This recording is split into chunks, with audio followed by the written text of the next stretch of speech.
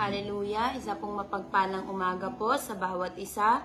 Purihin po ang Panginoon sa umaga pong ito na patuloy po niyang pinagkakaloob sa atin. Ang morning devotion po na ito ay nagmula po dito sa DFC Taiwan na pinangungunahan po ng Pastora Neverisa Masaredo. At dito naman po sa DFC Lucho na pinangunahan naman po ng Pastor Eric Asis. At bago po tayo magsimula sa pakikinig ng salita ng Diyos, tayo po muna ay umawit sa Panginoon. Ang awitin po na ito ay pamagat po ay Panginoon, dakila at tapat. Hallelujah. Purihin po ang Diyos. Hallelujah. Praise you, Jesus. Hallelujah. Sige po, magpuri tayo sa Panginoon. Hallelujah. Purihin ang Panginoon. Hallelujah. Hallelujah. Hallelujah. Kay dakila at tapat, O Diyos. Hallelujah. Hallelujah. Simula po. Salamat sa pag-ibig niyo, O Panginoon. Di man karapat-dapat sa isang katulad ko. Niligtas, pinalaya sa aking kasalanan. Inakay niya patungo sa kanyang katuwiran dahil sa biyaya niyo. Hallelujah. Naririto, Panginoong Jesus. Hallelujah. Hallelujah. Panginoon, dakila at tapat. Dakila at tapat, walang katulad. Kayo'y di nagbabago kailanman. Hallelujah. Isipan at lakas, sariling buhay, tanging sa inyo, Diyos iaalay. Sa simula po. Salamat sa pag-ibig niyo, O Panginoon. Di man karapat-dapat sa isang katulad ko. Niligtas, pinalaya sa aking kasalanan. Inakay niya patungo sa kanyang katuwiran dahil sa biyaya niyo. Ako'y naririto, Panginoong Jesus. Hallelujah. Sa inyo, Panginoon, dakila at tapat, walang katulad. Kayo'y di nagbabago kailanman. Hallelujah. Purihin ang Diyos, kay dakila at tapat, Panginoon. Hallelujah. Hallelujah. O Diyos iaalay, Panginoon, dakila at tapat. Hallelujah. Dakila at tapat, walang katulad. Kayo'y di nagbabago kailanman. Aking isipan at lakas, maging sariling buhay, tanging sa inyo, Diyos iaalay. Huling pagkakataon po, Panginoon, dakila at tapat. Hallelujah. Hallelujah. Hallelujah. Kayo'y di nagbabago kailanman. Aking isipan at lakas, maging sariling buhay, tanging sa inyo, Diyos iaalay. Tanging sa inyo. Hallelujah. Tanging sa inyo, Diyos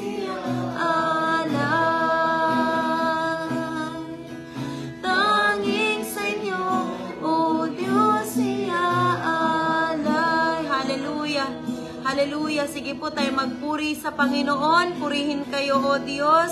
Hallelujah. We praise you, Jesus. Salamat sa inyo, Ama. Salamat sa inyo, Banal na Espiritu. Hallelujah. Pinupuri namin kayo at sinasamba, O Diyos. Salamat sa inyo, Panginoon. Salamat sa inyo. Salamat sa inyo. Pinupuri namin kayo. Niluwalhati namin kayo, O Diyos. Hallelujah.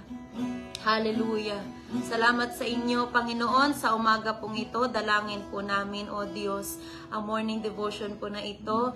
Hinihiling namin ang inyong spirito na bumaba, Panginoon. Patuloy lamang po.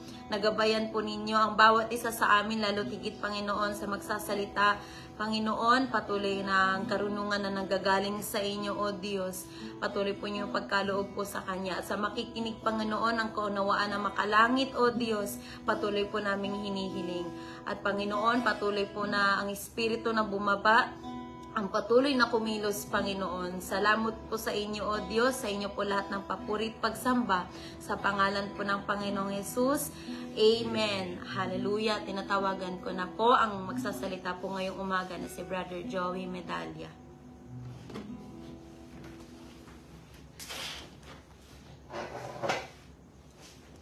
Amen po, mga kapatid. Isang magpalang umaga po sa ating lahat ulit. Ang Diyos po ay mabuti sa ating buhay, sa araw-araw. Ano man ating mga sitwasyon, hindi po nagbabagong Panginoon. Napakabuti ng Panginoon sa ating mga buhay. Kaya po sa umagang ito, ang ating pong teksto ay magmumula sa unang Korinto, chapter 15, verse 58.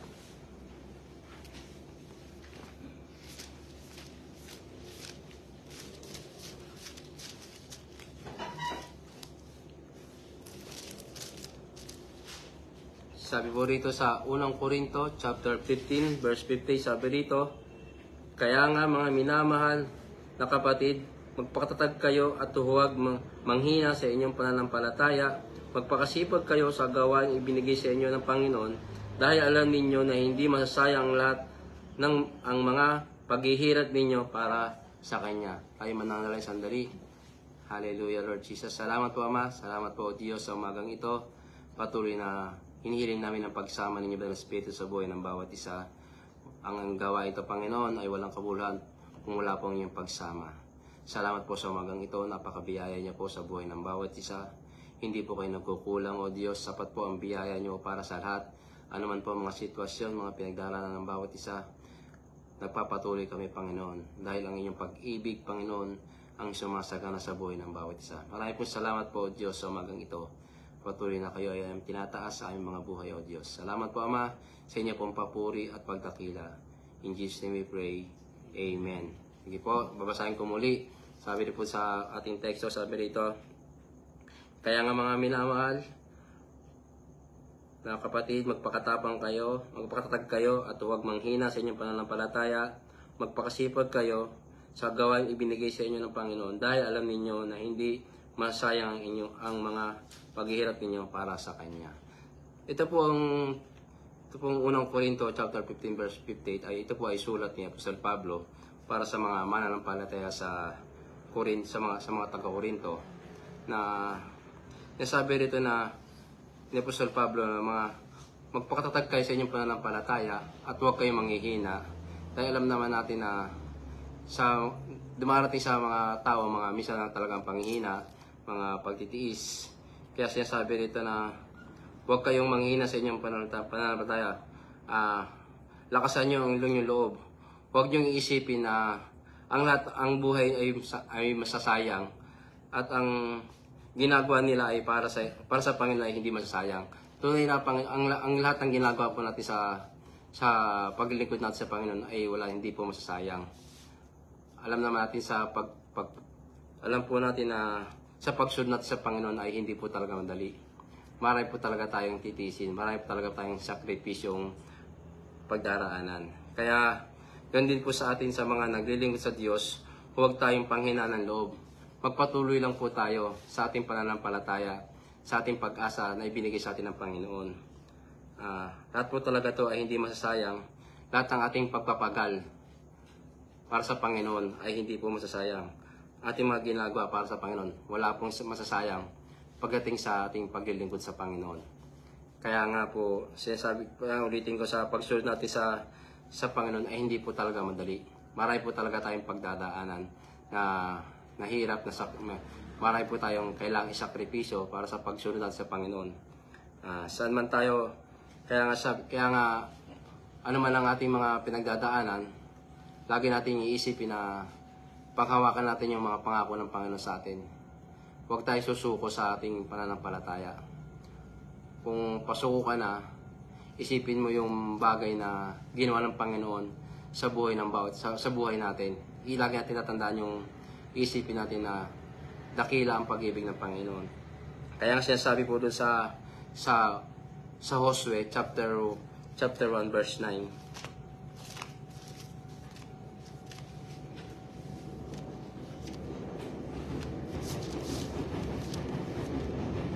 Sabi rito sa Josue chapter 1 verse 9, sabi rito, alalahanin palagi ang bilin ko sa iyo, magpakatatag ka at magpakatatag, huwag kang matatakot o kaya manghina, dahil ako ang Panginoon na iyong Diyos na ay sa iyo kahit saan ka pumaroon. Tunay na ito yung sinasabi ng Panginoon na mabigat po yung tungkulin na ibinigay sa kanya ng Panginoon. Nung namatay na po si Moises, na si Josue na po ang nag-take over po sa Israelita. Kaya sa buhay natin na saan man tayo, sa yung paglilingkudan sa Panginoon, ay huwag tayong matakot, huwag tayong panghinaan ng loob. Dahil alam natin na ang Diyos ay sasama sa atin, saan man tayo pumunta. Hindi niya tayo pababayaan sa ating sa pagsunod sa Panginoon. Kaya nga pagdating sa paglilingkod ay kailangan natin magpakasipag. Sabi doon sa Roma chapter 12 verse 11 hanggang sa Roma chapter 12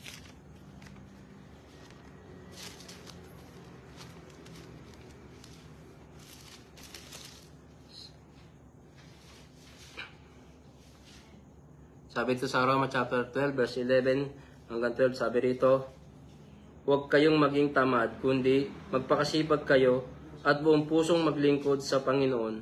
At dahil may pag-asa kayo sa buhay, maggalak kayo, magtiis kayo sa mga paghihirap, palaging manalangin. Ayun, sinasabi ito na talagang pagdating sa ating paglilingkod sa Panginoon ay kailangan talagang magtiis tayo. Kailangan natin magtiis.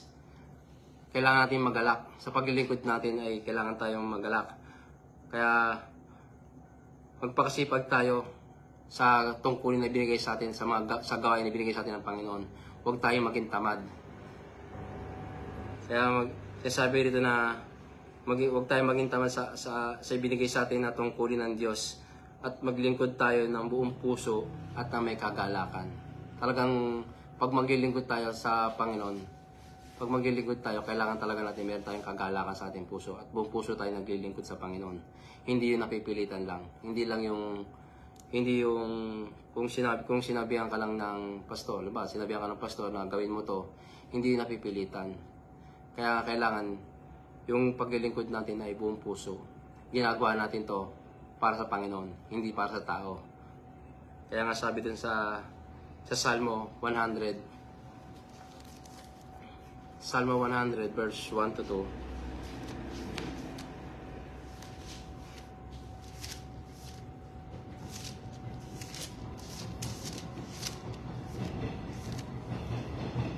Sabi ito sa Salmo o awit verse 1. Sabi ito, kayong mga tao sa buong mundo, sumigaw kayo ng may kagalakan sa Panginoon.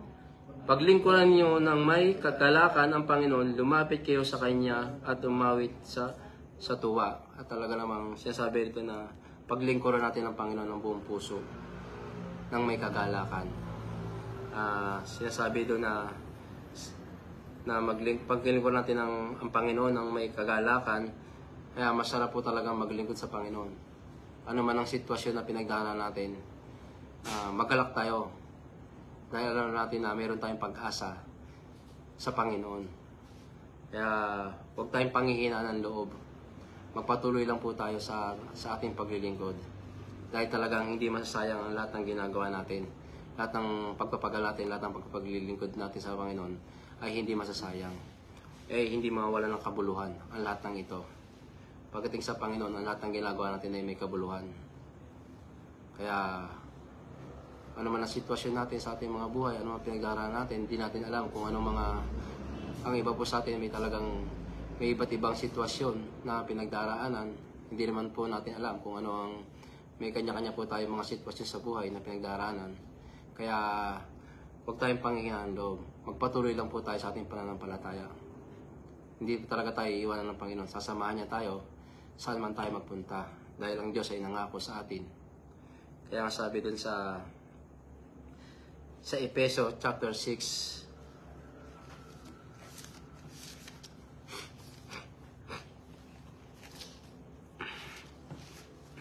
Efeso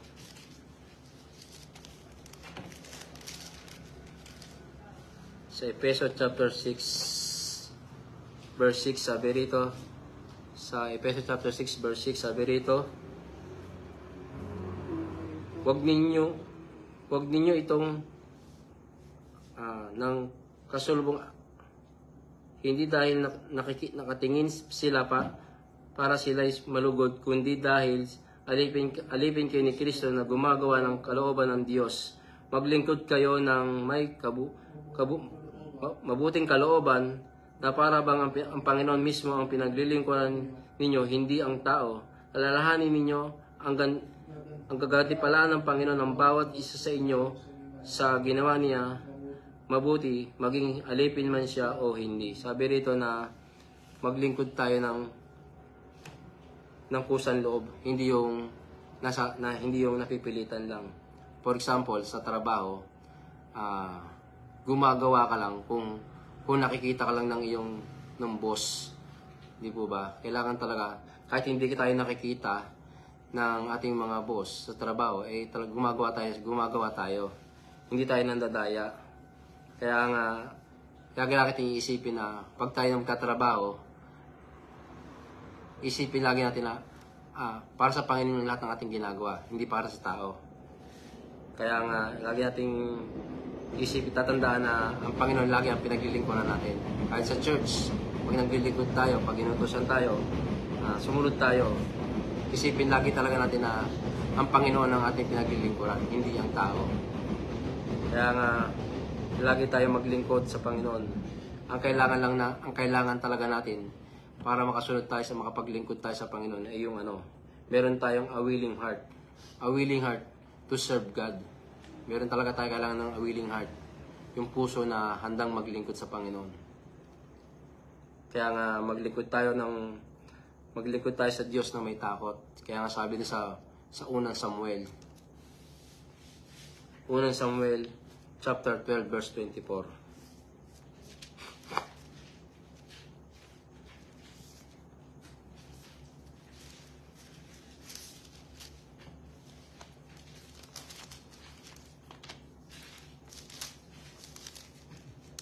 Sabi po rito sa unang Samuel chapter 12 verse 24, sabi rito, pero dapat kayong magkaroon ng takot sa Panginoon at maglingkod sa Kanya ng tapat at buong puso. Alalahanin niyo ang mga bagay na ginawa niya sa inyo. Ayun, sabi rito, kailangan natin magkaroon ng takot sa Diyos at sa paglilingkod sa Kanya. Alalahanin natin yung mga kamangahamangang bagay na ginawa ng Panginoon. Ano ba yung kamangahamangang ginawa ng Panginoon sa atin? Yung pag-ibig niya. Kaya tayo nakakapaglingkod sa Panginoon ay dahil sa pag-ibig niya. Inibig niya tayo ng lubusan. At isipin natin na yung kamanghamangang bagay na ginawa ng Panginoon ay nung tayo iligtas niya sa tiyak na kapahamakan, alam naman natin na wala tayong kakayanan na iligtas ang ating sarili. Tanging ang Panginoon lang ang nagbigay ng kaligtasan sa ating buhay. Doon tayo nakakilala sa Panginoon. Kaya maglingkod tayo ng buong puso sa Panginoon. Sabi nga doon sa Colosas chapter 3.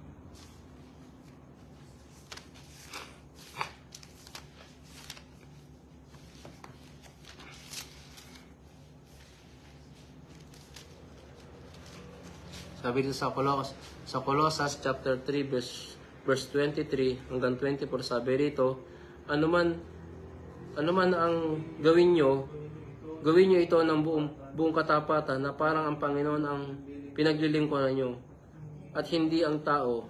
Alam naman ninyo may gatimpala kayong matatanggap sa Panginoon dahil si Kristo na Panginoon natin ang siyang pinaglilingkuran ninyo.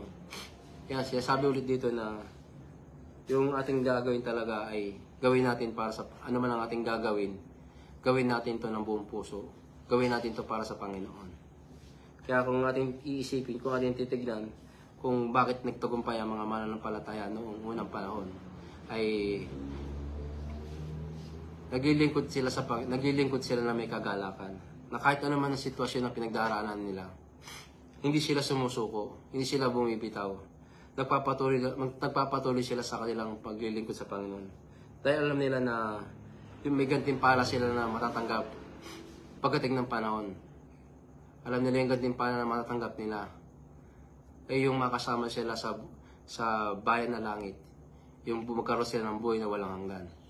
Kaya sila hindi tumitigil sa kahit anumang mga hirap ang pagdaanan nila. Hindi sila sumusuko, hindi sila bumibitiw sa kanilang paglilingkod. Kaya ganun din po tayo mga kapatid. Huwag po tayong susuko. Talagang sinasabi ng Panginoon sa atin na kumapit lang tayo sa Kanya. Huwag tayong bibitaw sa Kanya. Kaya magpatuloy lang po tayo mga kapatid sa ating paglilingkod sa Panginoon. Dahil talagang pong hindi masasayang po ang lahat ng ating pagpapagal para sa Panginoon. Kaya sabi po ito sa Galatia chapter 6. Galatia chapter 6 verse 9 to 10. Sabi rito, kaya huwag tayong magsasawa sa paggawa ng mabuti dahil sa tamang panahon matatanggap natin ang ating gantimpala kung hindi tayo susuko. Dito muna tayo, sabi rito, sabi nga, huwag tayong magsasawa sa paggawa ng mabuti. Huwag tayong magsasawa sa paggawa ng mabuti, mga kapatid. Magpatuloy lang tayo. Dahil sa tamang panahon, matatanggap natin yung gantimpala kung hindi tayo susuko. Kaya mga kapatid, sinasabi rito na huwag tayo susuko. Huwag hindi tayo sumuko, makakantam natin yung gantimpala na ibibigay sa atin ng Panginoon. Sabi doon sa verse 10, kaya nga sa tuwing may pagkakataon, gumawa tayo ng kabutihan sa lahat ng tao, lalo na sa mga kapatid natin sa mananampalataya. Sabi ito na gumawa tayo sa lahat ng pagkakataon, gumawa tayo ng kabutihan sa lahat ng tao. Ito po pinakamahirap na gumawa ng kabutihan sa lahat ng tao. Maski alam naman natin na kahit hindi tayo ginagawa ng mabuti, ay gagawin po talaga natin ng mabuti. Kahit na pangit ang ang binabato sa atin, babatuhin po natin ang kagandahan ng loob. Kabutihan din ang ibigay natin. Kaya nga, maglingkod tayo. Paglingkuran natin sila ng buong puso. Kaya nga, sabi nito mga kapatid, lalo na sa ating mga kapatid sa mananampalataya, paglingkuran natin ng mga kapatid at sa mananampalataya. Kaya nga sinasabi na maglingkod tayo para sa Panginoon yung ginagawa natin, hindi sa mga tao. Kaya huwag tayong susuko sa ating paglilingkod muli, sinasabi ng Panginoon. Patuloy lang tayo. Sabi nga doon sa yung binigay sa atin ng Panginoon, ng mga kaloob, ay gamitin po natin. Huwag natin sayangin yung mga binigay sa atin ng kaloob ng Panginoon. Sabi nga doon sa unang Pedro, chapter 4, verse 10 to 11.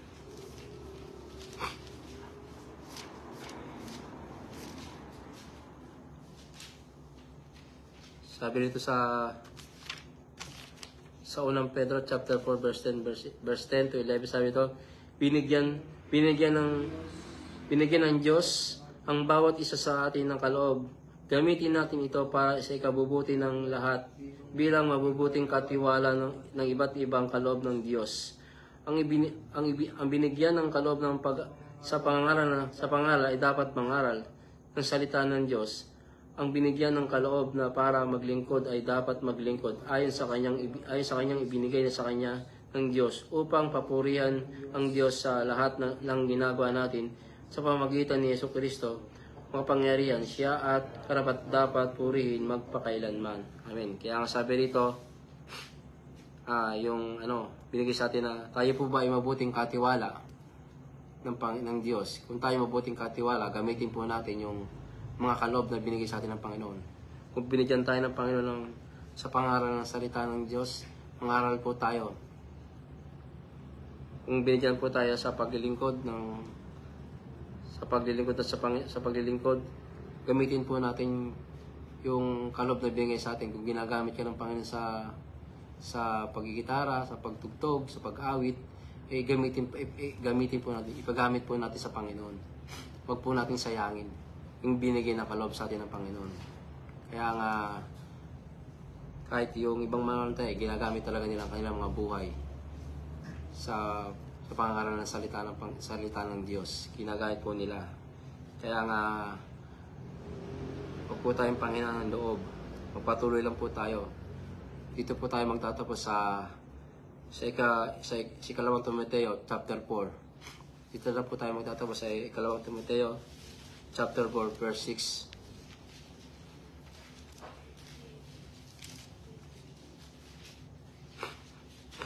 Sabi dito po sa ikalawang Timoteo, chapter 4, verse 6, sabi dito, ang buhay ko ay ialay na dahil dumating na ang panahon na pagpanaw ko.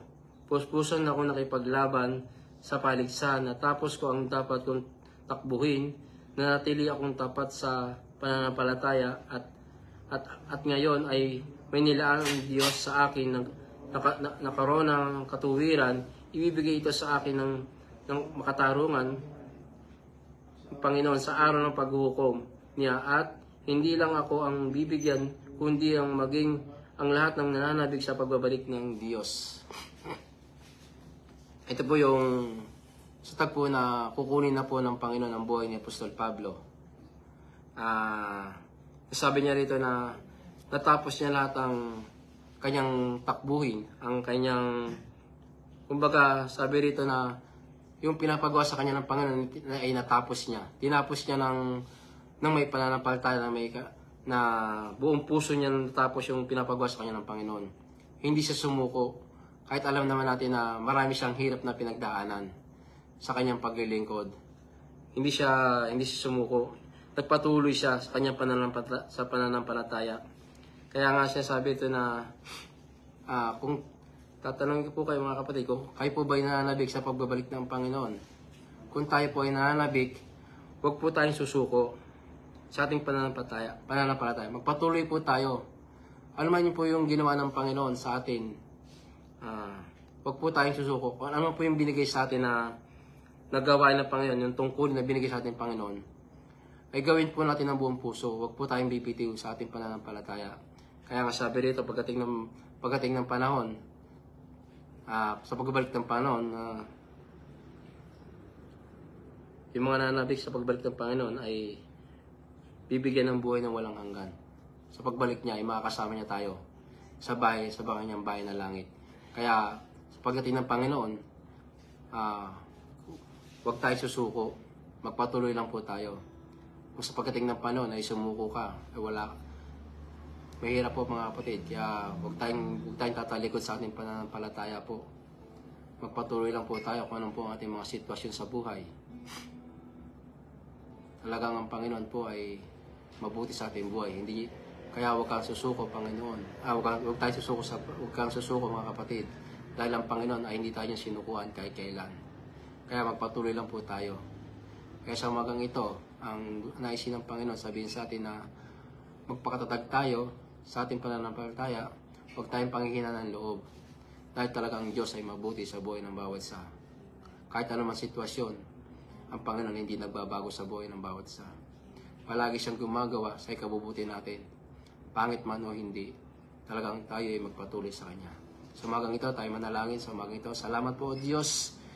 Sa inyo po ang kataas-taasang papuri, Panginoon, sa umagang ito. Salamat po, Ama. Sa inyo po ang kadakilan. Salamat po, Diyos. kami po ay lumalapit ngayon, Panginoon. Salamat po sa inyong mga salita. Salamat po, Ama, sa mga nanonood ng live devotion na ito, Panginoon. Kaya po ang magpaunawa sa kanila namin yung salita, Panginoon, na tunay na huwag kaming titigil sa aming pananampalataya, sa aming paglilingkod sa inyo, O Diyos. Dahil talagang, Panginoon, ang lahat po ay hindi masasayang. Lahat ng aming ginagawa, lahat ng pagpapagal namin, Panginoon, ay hindi masasayang sa inyo, Panginoon. Salamat po, Ama, sa umagang ito, O Diyos. Mamaya po, Panginoon, sa paglapit po namin sa Sunday service, Panginoon, hinihiling po namin ang inyong pagsama ng Banal Espiritu. Ganun din po sa gaganapin po mamaya sa DFC Sunan, Panginoon, na kanilang unang anibersaryo, Panginoon. Patuloy na pagsama niyo po, Panginoon, ang katagumpayan po ng gawain, Panginoon. Salamat po, Ama, sa anumang paghahanda ng kanilang mga ginagawa, Panginoon, ay kayo pong bigyan ng kalakasan sa kanila, Panginoon. Salamat po, O Diyos, sa kalakasan na ibibigay niyo po sa amin sa buhay ng bawat isa. Salamat po sa kagalakan, Panginoon, na patuloy niyo binibigay sa amin. Tunay na, Panginoon, na huwag kayong panghinaan ng loob. Isipin po namin, lagi namin isipin, Panginoon, ang inyong dakilang bagay na kamangamang ginagawa sa amin, Panginoon. Salamat po, Ama. Sa inyo po ang papuri, Panginoon. Sa inyo po ang kadakilaan, O Diyos. Salamat po, O Diyos. Salamat po sa lahat ng ito. We give you all the glory and honor and praise. In Jesus' name we pray. Amen. Sige po, mga kapatid. Salamat po sa umagang ito. We give you all the glory po. God bless po sa lahat.